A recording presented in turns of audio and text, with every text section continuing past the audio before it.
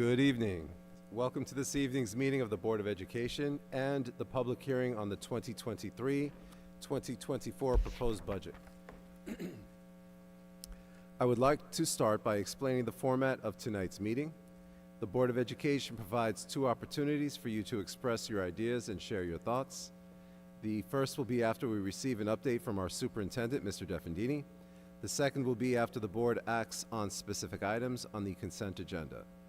Both sessions will be 30 minutes in duration, and all speakers will be limited to 3 minutes to give as many people a chance to speak as possible.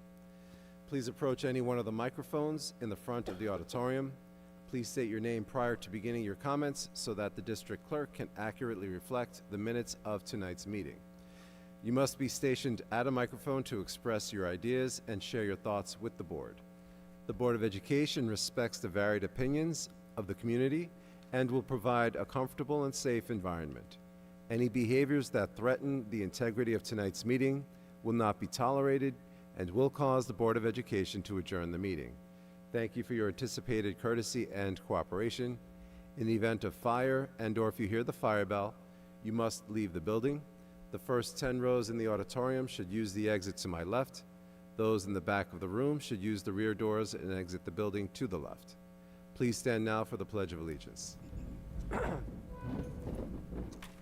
pledge allegiance to the flag of the United States of America and to the republic for which it stands, one nation, under God, indivisible, with liberty and justice for all. I now turn this over to Mr. Defendini for the budget presentation. Thank you, Mr. Morales. I'm going to ask the Board of Education just to join us in the audience for a few minutes. We'll drop the screen down. Mr. Motisi has a few slides to share before we end our budget deliberation process prior to next Tuesday's vote.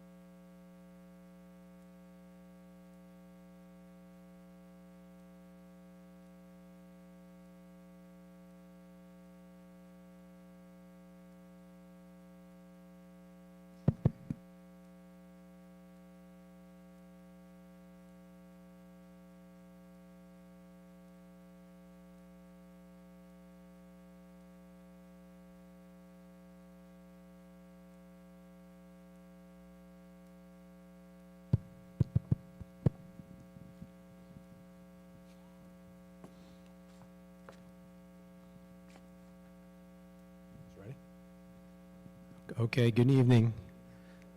Thank you. Welcome to tonight's budget hearing presentation. This is the final public presentation prior to the budget vote next Tuesday. This is a required part of the New York State budget process for school districts. This is basically the culmination of 3-4 months worth of work. Up until today, we have been presenting at various community groups, at PTA functions. We have been to the elementary schools. And so far, I believe that the board's message on the budget has been well received. We've had some good engagement from the community asking questions. And we're excited to present this budget to the community next week. As I mentioned always, that our job is to inform the community and to inform them about the budget and to answer any questions they might have regarding what went into designing the budget and why things are the way they are with the budget.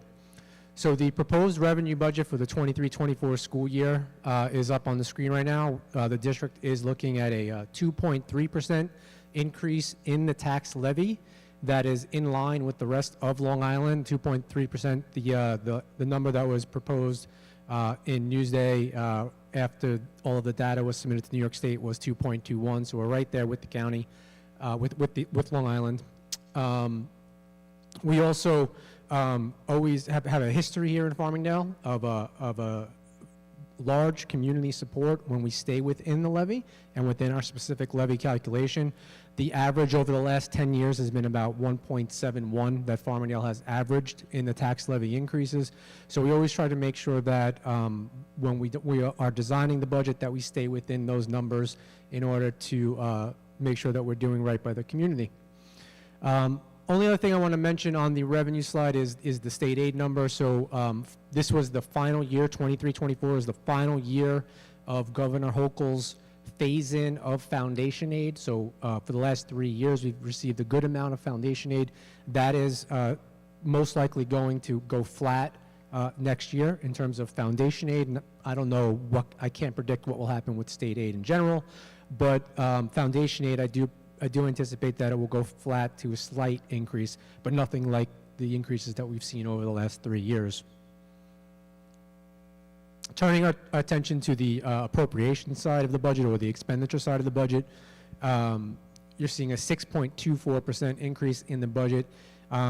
This is really, what's really driving this year's budget is a culmination of inflation, rising medical costs, and increasing student needs. So this is a common theme that I've talked about throughout the presentations over the last 2 months regarding how inflation has impacted the budget in all areas: utilities, materials and supplies, equipment, and then the benefits, the employee benefits, the health in particular, was the largest increase that we had seen in a really long time, and that was the major driving factor in that increase there.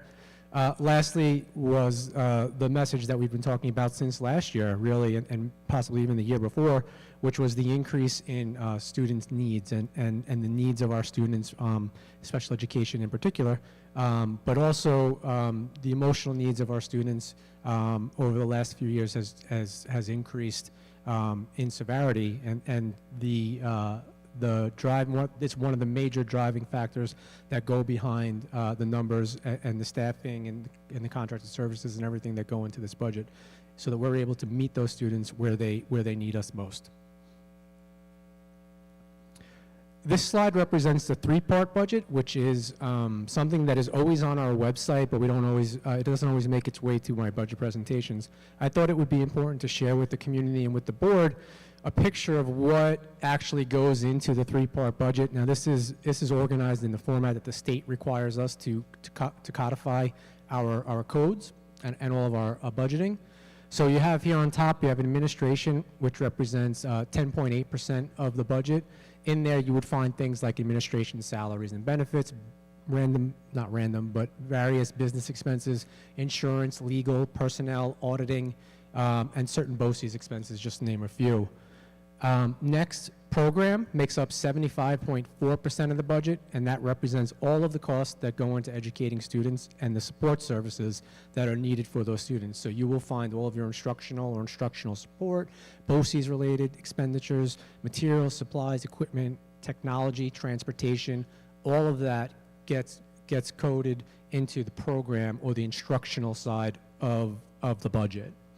And then lastly, at 13.78% is the capital portion of the budget, and that represents everything that goes into maintaining our facilities, our custodial and maintenance, our groundskeepers, any debt service, any transfers to capital, and any contracts or contracted services that are needed to uphold all of our facilities, utilities included. The contingent budget, so if the budget were to fail on, were to be voted down next week, the Board of Education will have the opportunity to either propose a new budget to the community for a vote in June.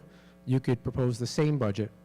If the budget were to go down a second time, then we would automatically be required to go to what is known as a contingent budget, in which case there would be zero increase in the tax levy, and $3 million worth of reductions would have to be made. This slide is really meant to show some areas that may be considered as a result of going to a contingent budget.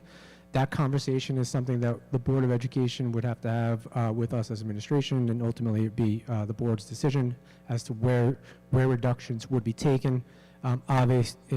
We would make every effort to make sure that that the core foundation of Farmingdale remains intact, no matter what happens, and even under a contingent budget situation. So lastly, this is just a summary of the year-over-year increase. Again, 2.3% increase in the levy, which is in line with the rest of Long Island and is right there where we garner the most support from our community based on our historical numbers. So next week, when the voters come to vote, proposition number 1 is for the budget that was just described, for the school budget vote for the 23-24 school year. Proposition number 2 is for the annual Youth Council budget. The Youth Council is proposing a 0 increase in their levy for the 23-24 school year. And then lastly, voters will have the opportunity to select 3 candidates to sit on the Board of Education. The 2 highest vote getters will receive individually 3-year terms that would commence on July 1st. The next highest vote getter will then fulfill the remaining term of a vacant seat that will expire next June in June 30th of 2024. And if that successful candidate wishes to remain on the board, they would then have to seek re-election from the community.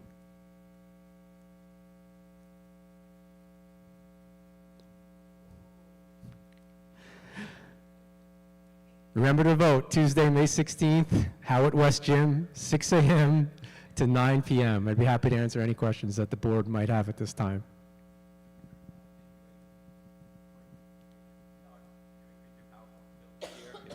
Transition was very nice. I will let Ro know that you have complimented her PowerPoint skills. Thank you for all you're doing this year with the budget presentation and all your hard work and working with the Board of Education to keep the taxes within the tax levy this year. Thank you so much. Thank you. Appreciate that. I just had one thing I wanted you to clarify because it was something that I mentioned yesterday in terms of the administration. So we have it on the budget as 10.81%, but can you just specify just what the administration salaries? I think we said it was around 3. Is it still around 3.2%? Correct. Yeah. If you were to pull out, just the administration salaries from that 10 point, I don't have the slide up right now, but 10 and change percentage, it's in the low to mid 3s, I believe. Correct. Okay, just wanted to make sure we clarify. Yes. Thank you. Thank you. Okay. There's no other questions. Thank you.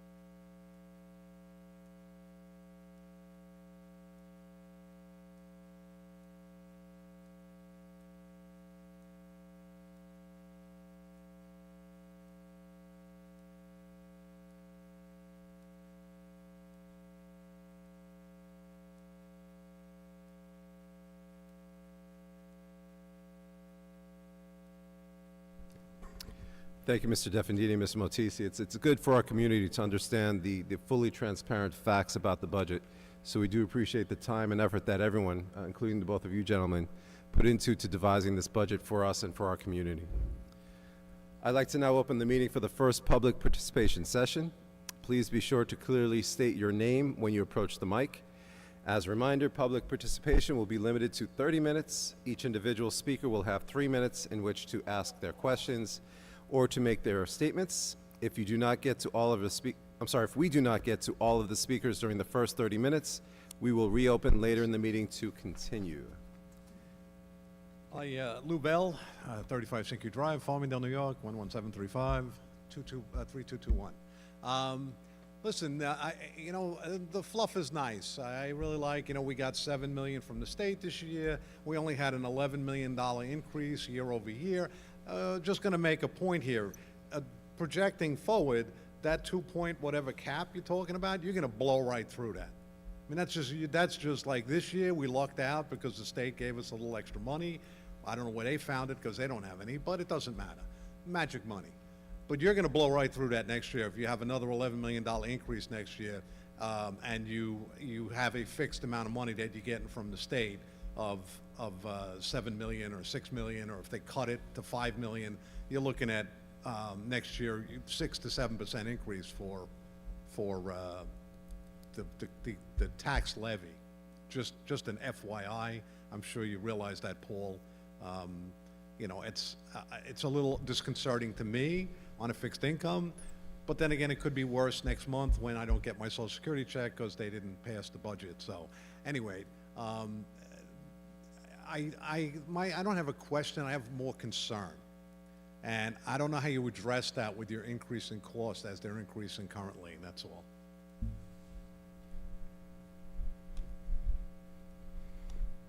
Mr. Deputy? Yeah, sure. It's a point well taken, Lou. This year, we're in a place where we did get the additional state aid, so it was able to hold us together, able to continue to maintain programs here in Farmingdale. If that's not the case next year, then we might have to make some hard decisions. It's unlikely that we would be able to go above the tax cap. We might be in a place where we have to make some tough decisions. We're not going to know that until we get to next year. In the event that we do, again, it's highly unlikely that we would ever be in a place where we can ask for that kind of a levy increase. 6 or 7% wouldn't be reasonable under the current economic conditions, so we would have to make some hard decisions at that point in time. We're hoping that we're not there, but we're fully prepared to do what we have to do under those circumstances.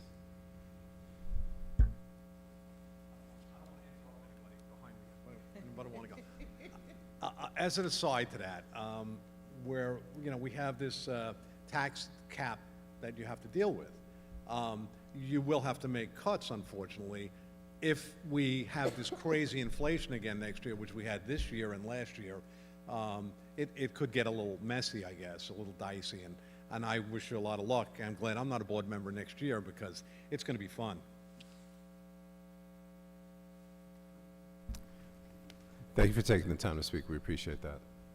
Anything else, Mr. Deputy? Okay. I call for a motion to approve the consent agenda. I make a motion that the consent agenda consisting of items 1A and 2A be approved as a whole with action recorded separately. All in favor? Aye. Motion carries. This time, I'd like to open the meeting for our second public participation session. Again, please be sure to clearly state your name when you approach the microphone. As a reminder, public participation will be limited to 30 minutes. Each individual speaker will have 3 minutes in which to ask their questions or make any statements. Okay. Thank you, everyone, for your comments. Can I have a motion to adjourn? I make a motion to adjourn. All in favor? Aye.